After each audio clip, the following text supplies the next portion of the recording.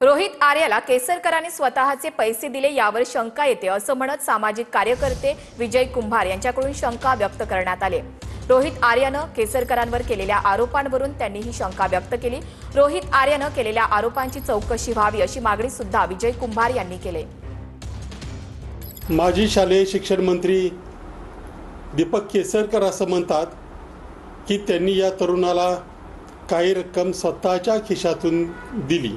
कुठलाही राजकारणी किंवा कुठलाही मंत्री शासनाकडून येणं आहे म्हणून कुणाला काही आपल्या खिशातील पैसे काढून देईल हे संभवत नाही। मुळात असं जर असेल तर कुणीही शासनाकडे पैसे मागणार नाही, त्यासाठी उपोषण करणार नाही, लेखी मागणी करणार नाही।